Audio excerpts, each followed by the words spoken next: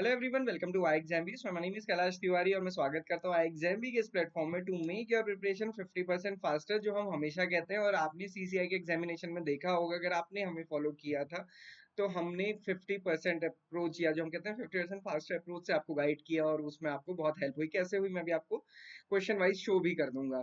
Okay, सो हम start करेंगे। सबसे पहले हम मेमोरी बेस्ड क्वेश्चन देखने वाले हैं, क्या एक्चुअल में क्वेश्चन था, क्या ऑप्शन था, और कहाँ पे सबसे बड़ी दिक्कत है, कंफ्यूजन है। कुछ एक दो ऐसे क्वेश्चन है जिनमें बड़ा कंफ्यूजन है, कुछ और क्वेश्चंस भी जिनमें छोटा मोटा कंफ्यूजन है, बट उनको हम नजरअंदाज कर सकते हैं।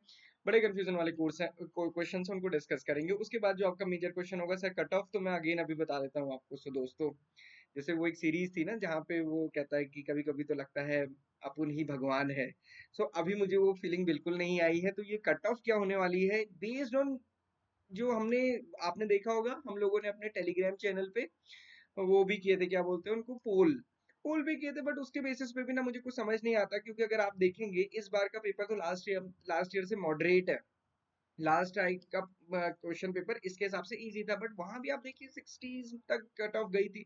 तो उसके बेसिस पे हम नहीं कह सकते कि भैया 70 या 70 से ऊपर ही सिलेक्शन होगा। भाई कितने बच्चे हैं जो 70 एंड 70 से ऊपर हैं।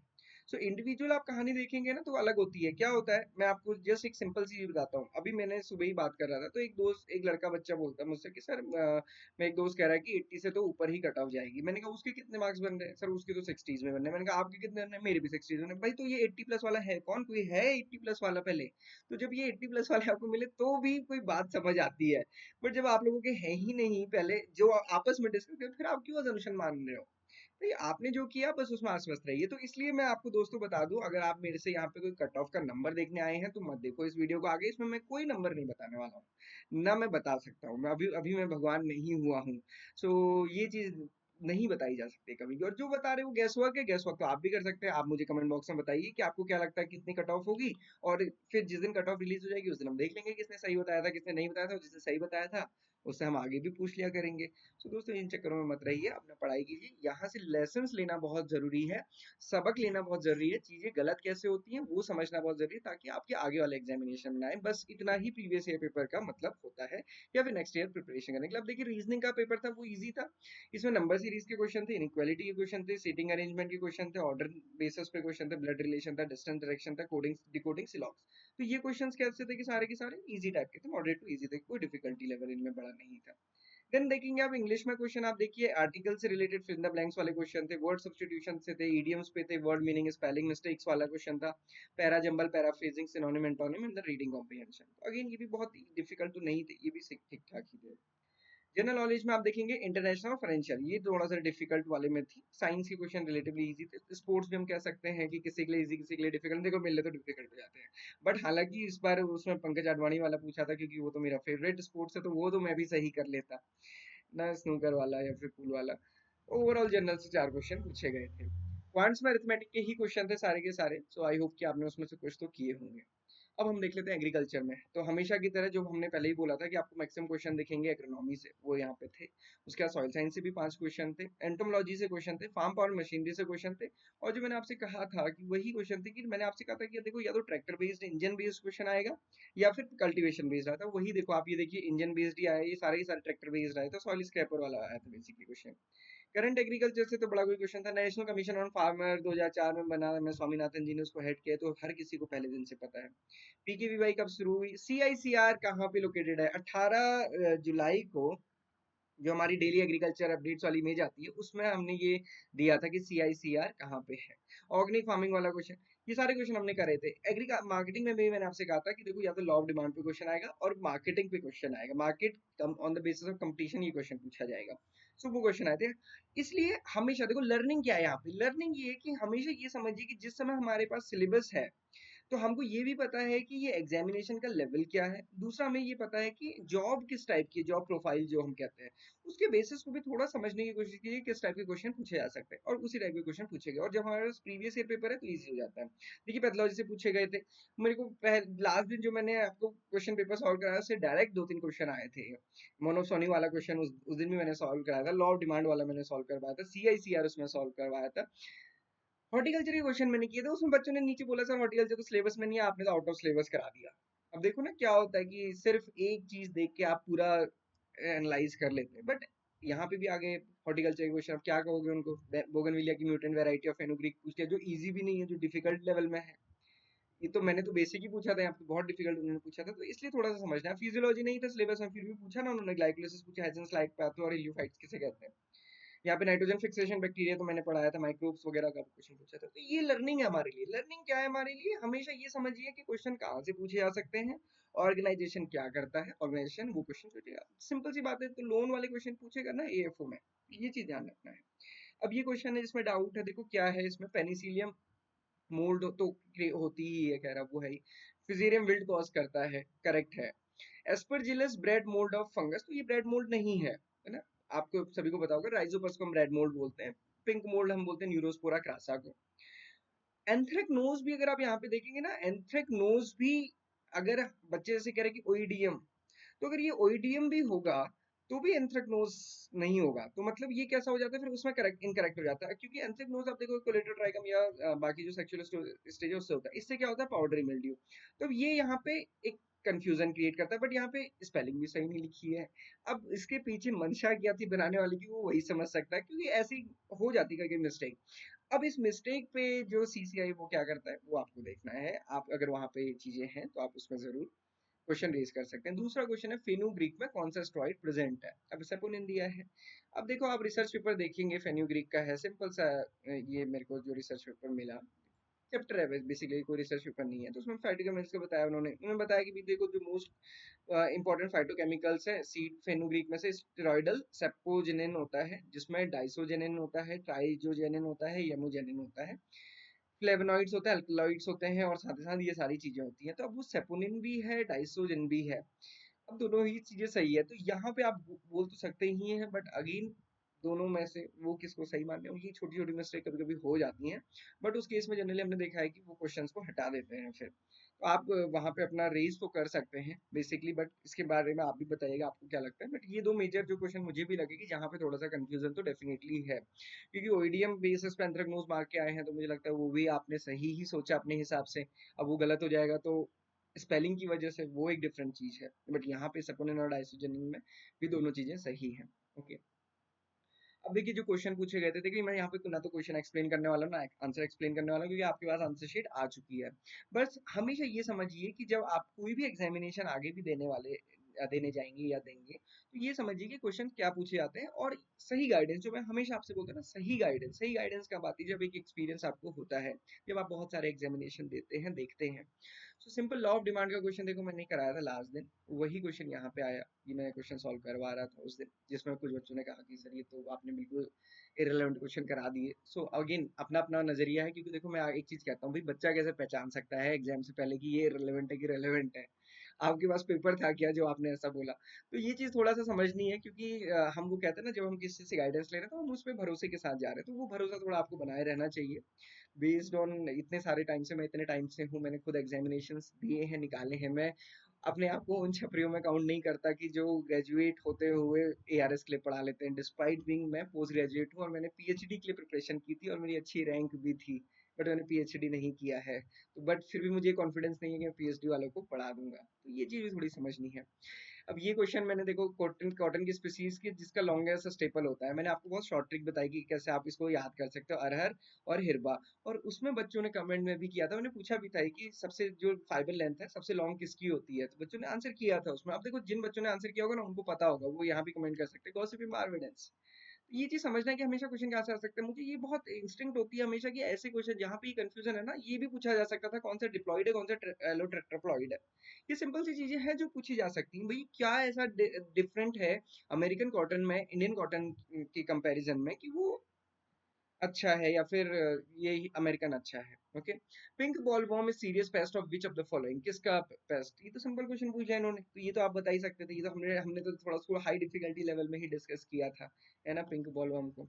Which of the following is effective insecticide for the termite control, तो क्लोरपाइरीफॉस होता है, ये सभी को पता है ना, क्लोरपाइरीफॉस अगर हम करते हैं तो वो टर्माइट के लिए बेस्ट कंट्रोल देता है, फ्यूमिगेंट है। फ्री लिविंग नाइट्रोजन बैक्टीरिया, ये मैंने बताया था, देखो फ्री लिविंग बैक्टीरिया जब मैं बता रहा था, हालांकि ये ऑप्शन में था, हमने ये फ्री लिविंग नहीं पूछा था, हमने तो यहाँ पे पूछा था कि कौन सा सिम्बायोटिक है। बट मैंने आपको ये बताया था कि ये टेबल पूरी की पूरी इंपॉर्टेंट है, और आप देखिए इस टेबल में फ्री लिविंग में दिया है एरोबिक एनरोबिक फैकल्टेटिव, और फैकल्टेटिव एनरोबिक में यहाँ पे दिया है क्या, क्लेप्सेला, जो इस बार क्वेश्चन पूछा गया। तो ये देखो क्या होता है ना, जब हम माइक्रोबायोलॉजी बोलते हैं तो इतनी माइक्रोबायोलॉजी तो पूछी जाती है मैक्सिमम टाइम पे, हमारी माइक्रोबायोलॉजी यहीं पे होती है कि नाइट्रोजन साइकिल, और मैंने उस पूरी माइक्रोबायोलॉजी में आपको नाइट्रोजन साइकिल या फिर जो भी हमारी माइक्रोबायोलॉजी है साइक्लिंग से रिलेटेड, न्यूट्रिएंट साइकिलिंग से रिलेटेड वो पढ़ाया था। तो अब देखो इसी ये ना समझने की बात है कि लेसन हमारे पास आगे क्या मिले हैं। ओके, तो यहाँ पे तो क्योंकि अब आपको आंसर पता है, मेरे आंसर का तो आप वेट ही नहीं कर रहे हैं, तो ये चीज है। CICR नागपुर है, ये इमेज हमने 18 जुलाई को आपको बना के दी थी, है ना। आईफोन, सेम क्वेश्चन लिया था मैंने कि कौन सी है, और मैंने इसमें बताया था कि मैं दो रेफरेंस ले रहा हूँ आपको, WIBL एंड IFOAM, और मैंने WIBL की बुक भी सर्कुलेट की थी। अब मैंने आईफोन की नहीं की, बट मैंने आपको बताया था कि WIBL और आईफोन का डेटा मोर और लेस सेम ही है, क्योंकि ये दोनों डेटा के बेस पे ही एपिडा ने अपना डेटा बनाया है, कोलेट किया हुआ है। सो आई होप कि अगर आपने इसको आंसर किया होगा तो आप इसको इजीली आंसर कर पाए होंगे। Who coined the term chromosome, तो ये तो वॉल्डियर ने है, अब जिसको पता था उसको पता था, जिसको नहीं पता था उसको नहीं पता था। क्रॉप वीड जो कंपटीशन होता है सबसे ज्यादा किसमें होता है, डायरेक्ट सीडेड में। अभी हम देख सकते हैं कि सबसे ज्यादा कंपटीशन किसमें होता है, डायरेक्ट सीडेड राइस में होता है। ये सारी चीजें हमने कवर इसमें की थी। अब देखो मैं ये नहीं कहता कि बाकी ने नहीं कवर की, बाकी ने भी कवर की होगी, बट मैंने तो आपको चीख चीख के हर वीडियो में यही बताया था, यही पढ़ो बस और मत पढ़ो, ये मैंने आपको बताया था। तो मैं आपको तब कहता भी था कि 1000 क्वेश्चन की मैराथन से मेरे 10 से 15 क्वेश्चन ही बेटर हैं, बस आप अच्छे से उनको कर लें तो। नॉन सेलेक्टिव कौन सा है, डाइक्वाट है। फार्म मैनेजमेंट किसको कहते हैं, ये तो इजीली आप समझ सकते थे कि एलोकेशन ऑफ स्टार से सोर्स करते हैं जब हम, तो उसको फार्म प्रोडक्शन के लिए उसको फार्म मैनेजमेंट कहा जाता है। रूट डेवलपमेंट के लिए सबसे इंपॉर्टेंट कौन है, फॉस्फोरस होता है। which when crop production is combined with the livestock raising and अच्छा ये भी है देखो, फॉस्फोरस एंड बोरॉन दोनों ही होते हैं, इसमें भी दोनों थे ऑप्शन, इसमें भी कंफ्यूजन हो सकता है, बट फॉस्फोरस का थोड़ा रिलेटिवली ज्यादा रहता है, तो उसको हम मान सकते हैं कि वो रूट डेवलपमेंट के लिए उन्होंने सही माना होगा। लाइव स्टॉक और खेती बाड़ी साथ में कर रहे हैं तो उसको हम मिक्स फार्मिंग बोलते हैं। थर्मल इफिशिएंसी डीजल इंजन, ये तो इंपॉर्टेंट है। देखो थर्मल की क्या होता है ना, कुछ कंपैरिजन पॉइंट होते हैं पेट्रोल एंड डीजल इंजन के जो हम बताते हैं, तो हम उसे बताते हैं कि एक आप कंप्रेशन रेशियो पे ध्यान रखिए, बाकी चीजें अगर आपको नहीं भी याद आती है थर्मल इफिशिएंसी, क्योंकि ये कुछ ऐसी चीज है, कंबेशन कंप्रेशर प्रेशर भी, ये तीनों चीजें ऐसी हैं जिसको आप बहुत इजीली समझ सकते हो, और ये क्वेश्चन पूछा जा सकता है। और उसमें भी समझना क्या है, तीनों चीज में कॉमन सी चीज होती है भैया, ज्यादा डीजल इंजन में ऐसे याद है, मैं हमेशा ऐसे बताता हूँ कि ज्यादा डीजल इंजन में ऐसे याद रखो आप, कम से कम इतना भी आप ध्यान रखेंगे तो आपको थोड़ा याद रहेगा, मतलब एक रिलेटिव ही हो जाता है याद करने का। और हमने भी आप इसको देखो 2-3 जगह कवर किया था, 30 to 38%। Then DNA specific to the क्या होता है, प्लास्टिड किसमें होता है, प्लांट में ही होता है, तो उसी में डीएनए भी होगा। Conversion of mRNA into amino acid, तो सेंट्रल डॉगमा को हम बोलते हैं, जो वॉटसन क्रीक ने दिया था ये डॉगमा, डीएनए से आरएनए बनता है उसको ट्रांसक्रिप्शन बोलते हैं, आरएनए से प्रोटीन बनता है उसको ट्रांसलेशन प्रोसेस बोलते हैं। और मैं हमेशा कहता हूँ कि मॉलिक्यूलर जेनेटिक्स में आप इतना ही पढ़ो, बस इतना समझ लो। SRI से रिलेटेड ये तो आई होप कि सबने कर लिया होगा कि क्या इसमें गलत था। 20 से 25 दिन की हम नहीं ट्रांसप्लांट करते, 10 से 12 दिन में ही हम इसको ट्रांसप्लांट कर लेते हैं, 8 से 10 दिन मैक्सिमम। मिक्स फार्मिंग का दोबारा क्वेश्चन पूछा गया, तो आई होप कि ये सबने किया ही होगा। कॉन्टैक्ट हर्बिसाइड कौन सी है, प्रोपेनलिल, है ना। ये तो थोड़ा सा आप देख सकते हैं कि ये हमको क्लासिफिकेशन थोड़ा बहुत पढ़ना होता है, और ये क्योंकि लास्ट टाइम भी हर्बिसाइड का पूछा था, इस बार भी पूछा गया है। मार्स स्पॉट डिजीज किसकी वजह से होती है, मैंगनीज की डेफिशिएंसी से, हमने ये बताया भी था। ये हमारा जो हमने डिसऑर्डर वाला वीडियो तो नहीं किया था, कोर्स में हमने प्रोवाइड किया था, माइक्रोन्यूट्रिएंट डिसऑर्डर्स जो होते हैं, सो मार्स स्पॉट हम उसको बोलते हैं, मैंगनीज की डेफिशिएंसी से होता है। पीकेवीवाई कब स्टार्ट हुआ था, पीकेवीवाई आप देखेंगे 2015 में स्टार्ट हुआ था ऑर्गेनिक फार्मिंग के लिए। ग्लाइकोलिसिस कहाँ पे होती है, साइटोप्लाज्मा में होती है। क्रॉप रोटेशन कैसी मेथड है, आईपीएम की कल्चरल पेस्ट मेथड है। Sum of fixed and variable cost को हम क्या बोलते हैं, टोटल कॉस्ट। सिंपल क्वेश्चन है, ऐसा कुछ नहीं है कि भाई हमने कवर किया तो सबने कवर किया होगा, बस बात क्या है कि आपने इस पे फोकस किया कि नहीं किया, इतनी बात है। Okay, the system of growing same crop, इसको हम क्या बोलते हैं, मोनोकल्चर बोलते हैं, मोनोक्रॉपिंग बोलते हैं। ओके, फर्स्ट कमर्शियल इंटरस्पेसिफिक कहाँ बना था, धारवाड़ में बना था, यूएस धारवाड़ में। ये तो इंपॉर्टेंट था, ये तो आप आई होप कि आपने सबने किया होगा। यूएस धारवाड़, हमारे साथ में धारवाड़ के बच्चे थे, हम तो उनको बोल बोल के याद करते थे। वंडर क्रॉप किसको बोलते हैं, सोयाबीन को, ये तो कोई नई बात नहीं है, सबको पता होगा। क्लच क्या काम करता है, क्लच की चीज आप पढ़ेंगे तो पता, कांस्टेंट प्रेशर क्रिएट करता है ना। सस्टेनेंस फार्मिंग बोलते हैं जब हम केवल फूड करते हैं, अपनी फैमिली के लिए ग्रो करते हैं, बहुत ज्यादा हम इनपुट पे फोकस करते हैं, तो उसको बोला जाता है farm intensification. Crinkle leaf of cotton को हम, ये किसकी डेफिशिएंसी से होता है, अगर आप देखेंगे क्रिंकल डेफिशिएंसी तो मैंगनीज की डेफिशिएंसी से होता है। दोनों क्वेश्चन दिए तो मैंगनीज की टॉक्सिसिटी या डेफिशिएंसी, बट यहाँ पे क्या है, मैंगनीज की टॉक्सिसिटी। Okay, toxicity. तो ये आपको ध्यान रखना है कि क्रिंकल लीफ ऑफ कॉटन, अब ये हमने डिसऑर्डर्स में आपको कराया हुआ था, आप उसमें भी देख सकते हैं, वहीं से हमने ये स्क्रीनशॉट लिया बेसिकली। मार्केट स्ट्रक्चर, ये लास्ट दिन वाला, मैं तो अभी भी बोलता हूँ कि मैं देखता हूँ किस किन किन बच्चों ने क्या क्या कमेंट किए थे, कि किसने कहा था कि सर क्वेश्चन, खैर इसलिए नहीं बोला होगा, बच्चों का कोई दोष नहीं है। हॉर्टिकल्चर के लिए डेफिनेटली आप बोलोगे उस दिन, क्योंकि आपको नहीं पता था। आपको क्या नहीं पता था, सिलेबस में ही नहीं था। तो मैंने तब भी कहा था कि देखो एक दो जनरल तो पूछा जा सकता है, बाकी नहीं तो स्किप कर दो, उसको बात खत्म। अब फेनुग्रीक जैसा क्वेश्चन पूछा उन्होंने, मोनोक्सोनी इसका आंसर था, यहाँ पे भी मोनोक्सोनी वाला ही क्वेश्चन पूछा गया। कंबस्टाइल कंस्टिट्यूएंट ऑफ बायोगैस, क्या सबसे मेजर कंस्टिट्यूएंट ही CH4 है, उसके बाद CO2 आता है। Common smut of Ustilago maydis maydis. Herbicide is categorized as a fumigant, metam sodium, ये फ्यूमिगेंट की तरह यूज किया जाता है। फेनुग्रीक वाला क्वेश्चन अभी हमने डिस्कस कर लिया है। What is the dose of foliar spray, 0.5% होती है जिंक सल्फेट की, ये तो चीज सही है। डर्ट हार्ट सिम्टम आपको पता है बोरर की वजह से होता है, एंचिलो लिखा है तो आप उसको इजीली आंसर कर सकते थे, उसमें कंफ्यूजन नहीं रहा होगा। कोल्ड स्पार्क प्लग्स जो डिसिपिएट करता है हीट को मोर इफेक्टिवली, वो क्या है, किसका पार्ट है, हेवी इंजन का पार्ट है।